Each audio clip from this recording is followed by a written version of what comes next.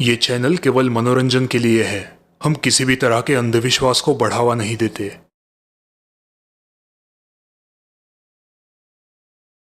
जब मैं 15 साल का था तब मैं छुट्टियों में गांव में अपने मामा के पास रहने गया था। मेरे मामा बहुत अमीर थे और उनकी गांव में एक बहुत बड़ी हवेली थी। उस हवेली में बहुत सारे कमरे थे। हवेली काफी पुरानी थी। हम सभी बच्चे वहां पे लुक्का छुपी खेला करते थे। उस मकान में ऐसी बहुत सी जगह और कमरे थे जो छिपने के लिए बहुत ही अच्छी जगह थी। वैसे तो ये मकान मुझे अच्छा लगता था, लेकिन रात को मुझे उस मकान में अच्छे से नींद नहीं आती थी। रात भर मैं करवटें बदलता रहता था। मुझे रात को उस मकान में से बड़ी अजीब अजीब आवाजें सुनाई देती थी जो रात के सन्नाटे में बहुत ही डरावनी लगती थी। मैं हमेशा सोचता रहता कि आखिर ये आवाजें आती कहां से है। मैंने अपने मामा को इस बारे में पूछना चाहा, लेकिन मामा ने मेरी बात को हंसी में टाल दिया। पता नहीं मुझे ऐसा क्यों लग रहा था कि कुछ तो बात है जो वो मुझसे छिपा रहा है। और फिर मैंने उस बात की छानबीन करने की ठान ली। मकान की तीसरी मंजिल पर एक कमरा था जो हमेशा ही बंद रहता था। उस कमरे में मैंने किसी को भी आते जाते हुए नहीं देखा था, सिवाय मेरे मामा के। मुझे पूरा यकीन था कि हो ना हो रात को वो आवाजें उसी कमरे में से आती है। मेरा कौतूहल अब अपनी चरम सीमा तक पहुंच चुका था। एक रात जब मैं अपने कमरे में सोने की कोशिश कर रहा था, एक बड़ी ही दर्दनाक चीख मेरे कानों पर आ पड़ी। मकान में जैसे एकदम भगदड़ सी मच गई थी। मैं अपने कमरे में से बाहर आया। लाइट चली गई थी। कमरे के बाहर बहुत ही घना अंधेरा था। तभी मैंने मामा को हाथ में लालटेन लिए तीसरी मंजिल के उसी कमरे की तरफ बढ़ते हुए देखा। मैं ये मौका गंवाना नहीं चाहता था। धीमी चाल में मैं भी मामा के पीछे पीछे चलने लगा। कमरे के पास पहुंचते ही मामा ने अपने जेब में से चाबियों का गुच्छा निकाला और उस कमरे का ताला खोलने लगा। कमरे के अंदर से आवाजें अब बढ़ती ही जा रही थी। दरवाजे का ताला खोल के मामा कमरे के अंदर चला गया। मामा हमेशा अपने पीछे दरवाजा बंद किया करता था, लेकिन न जाने कैसे आज वो ये बात भूल गया। दबते पांव मैं उस दरवाजे तक पहुंचा।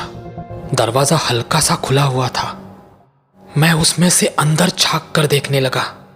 लालटेन की रोशनी में मैंने अंदर जो भी नजारा देखा वो बहुत ही डरावना था। उस कमरे में किसी बूढ़ी औरत को जंजीरों में जकड़ कर रखा हुआ था। ये चीखे और भयानक आवाजें उसी औरत की थी। उस औरत के सारे बाल सफेद हो चुके थे और पूरा चेहरा झुर्रियों से भरा हुआ था। लेकिन उस औरत की सबसे डरावनी बात अगर कुछ हो तो वो थी उसकी आंखें। बाप रे, ऐसी भयानक आंखें मैंने अपनी पूरी जिंदगी में नहीं देखी थी। उनकी आंखें बड़ी और पूरी तरह से लाल थी और वो अपने आप में गोल गोल घूम रही थी। कभी वो गोल गोल घूमती तो कभी वो एक ही जगह पे सहम कर देखने लगती और फिर अचानक वो औरत जोरों से चिल्लाती, अपने हाथ पैर मारने लगती। फिर अचानक वो शांत हो जाती और फिर उनकी होठों पे एक अजीब सी मुस्कान आ जाती। ये मुस्कुराहट खुशी की नहीं थी। उस मुस्कुराहट में छलावा भरा हुआ था। अंदर का ये नजारा देखकर तो मेरे हाथ पांव ही ठंडे पड़ने लगे। और फिर अचानक ऐसा कुछ हुआ जिसकी मैंने उम्मीद ही नहीं की थी। उनकी वो डरावनी लाल आंखें सीधे मुझ पर ही आ पड़ी और वो मुझे ही घूरने लगी।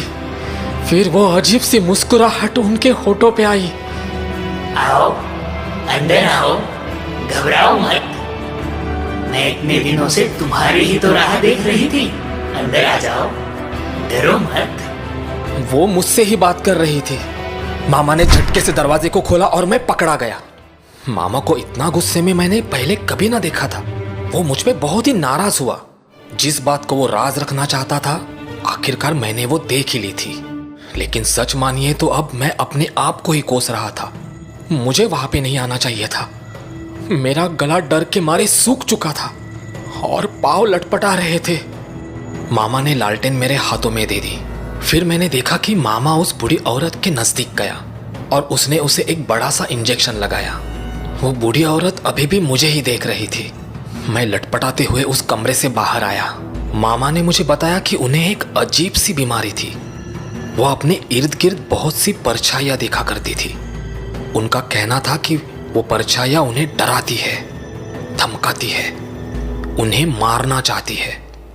डॉक्टर का मानना था कि उन्हें स्किज़ोफ्रेनिया है। अस्पताल में उन पर बहुत इलाज किया गया, लेकिन उसका कोई फायदा ना हुआ। फिर मामा उन्हें घर ले आया।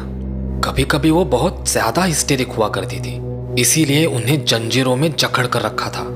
मामा ने पूरी कहानी मुझे बताई, लेकिन फिर भी मेरा डर कम ना हुआ। मैं अपने घर वापस जाना चाहता था।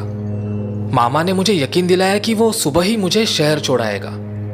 मैं उस घर में वापस कभी भी नहीं आना चाहता था। मैं अपने घर पहुंचा। उसके कुछ दिनों बाद ही उस बूढ़ी औरत की मरने की खबर आई। उस रात मैं ठीक से सो नहीं पाया। रह रहकर मुझे उनकी वो आंखें याद आ रही थी। रात के शायद 2 बजे होंगे। अचानक मेरे कानों में किसी की फुसफुसाने की आवाज आने लगी। मेरे पास आओ, मेरे पास आओ, डरो मत, मैं तुम्हारी ही राह देख रही थी, मेरे पास आओ।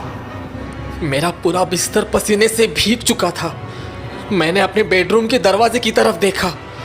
दरवाजा अपने आप खुल रहा था और उसमें से एक भयानक सी परछाई धीरे धीरे मेरी तरफ बढ़ रही थी। वहां पे और कोई भी नहीं था, सिर्फ वो परछाई थी जो मुझे अपने पास बुला रही थी। मेरे पास आओ, मेरे पास आओ, डरो मत, मैं तुम्हारी ही राह देख रही थी, मेरे पास आओ।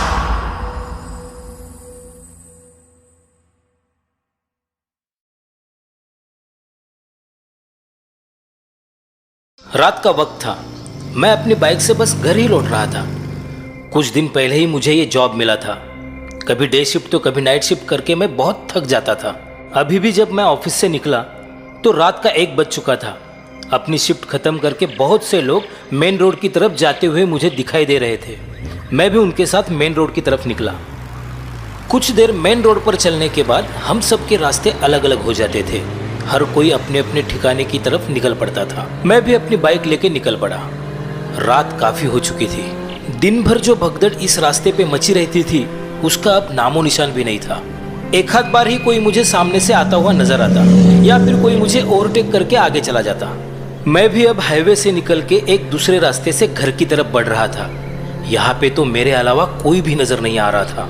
गाड़ी की हेडलाइट में दिखाई देने वाला वो लंबा सुनसान रास्ता किसी अजगर की तरह सुस्त दिखाई दे रहा था। रात का वो सन्नाटा बहुत ही डरावना था, लेकिन क्या करें, मजबूरी थी, नौकरी संभालनी थी, नाइट शिफ्ट में काम करना जरूरी था। मैं अपने ही विचारों में खोया हुआ था। रास्ते पे कोई नहीं था, सो मैं अपनी बाइक रास्ते के बीचों बीच चला रहा था। आखिर यहाँ पर मुझे पूछने वाला था भी कौन। तभी मुझे पीछे से हॉर्न की आवाज आई और मैं अपनी बाइक को रास्ते के किनारे से चलाने लगा। कुछ ही पल में वो बाइक मुझे ओवरटेक करके आगे चली गई। मैंने देखा कि उस बाइक पे कोई कपल बैठा था, शायद पति पत्नी हो। उस आदमी ने काले रंग का जैकेट पहना हुआ था और उसके पीछे बैठी महिला ने लाल साड़ी। अचानक एक बात पर मेरा ध्यान गया। उस महिला की साड़ी का पल्लू पिछले व्हील के बिल्कुल नजदीक ही फड़फड़ा रहा था। हवा के झोंके से वो पल्लू कभी भी व्हील में फंस सकता था, जिससे उस महिला की जान भी जा सकती थी। मैंने अपने बाइक का स्पीड बढ़ाया और उनको ओवरटेक करते हुए मैंने उनसे कहा, बहन जी अपना पल्लू संभालिए वरना पिछले व्हील में फंस जाएगा। उस महिला ने मुस्कुराते हुए अपना पल्लू संभाल लिया, लेकिन उसका पति मेरी ओर बड़ी अजीब नजर से देखने लगा। मैं आगे निकल गया। मन में हल्की सी खुशी महसूस हो रही थी। छोटी सी क्यों ना हो, मैंने आज किसी की मदद की। मैं इस बारे में सोच ही रहा था कि तभी वही बाइक मुझे ओवरटेक करके आगे जाने लगी। अरे वो औरत कहाँ गई?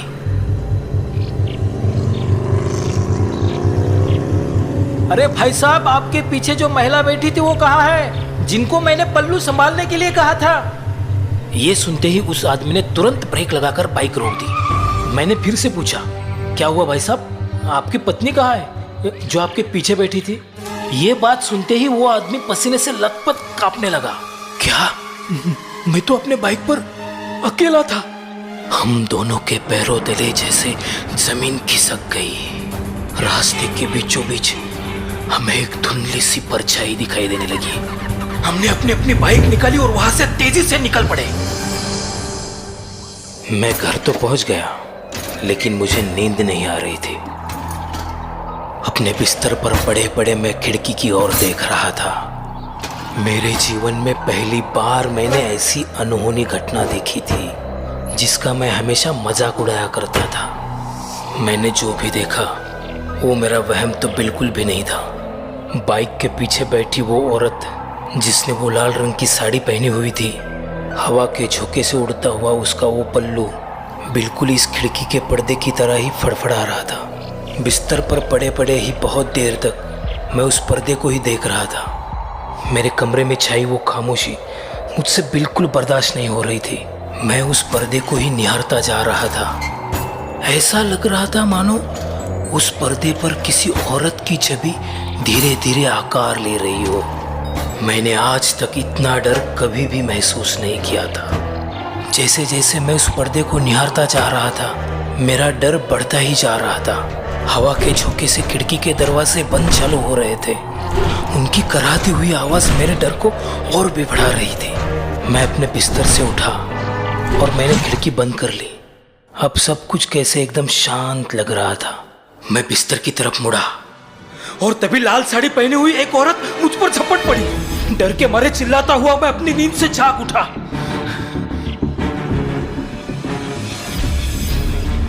सपना, मैं सपना देख रहा था। शायद उस हादसे ने मेरे दिमाग पर गहरा असर छोड़ दिया था। 2 दिन मैं काम पर नहीं गया। जैसे उस रास्ते की दहशत मेरे जहन में बैठ गई थी। आखिर कब तक मैं ऐसे ही घर में बैठा रह सकता था।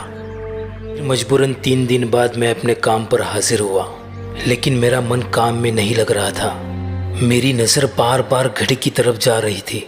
आखिर रात के 12:30 बजे मेरी शिफ्ट खत्म हो गई। सब लोग अपने अपने घर निकल पड़े। मैंने भी अपने बाइक को स्टार्ट किया और मैं निकल पड़ा। हाईवे खत्म हुआ और मैं अब उसी रास्ते से आगे बढ़ने लगा। उस दिन की डरावनी यादें फिर से ताज़ा होने लगी। मेरे दिल की धड़कन बढ़ने लगी। डर का साया मेरे पूरे दिमाग पर छा गया। तभी मुझे मेरे पीछे से गाड़ी का हॉर्न सुनाई दिया।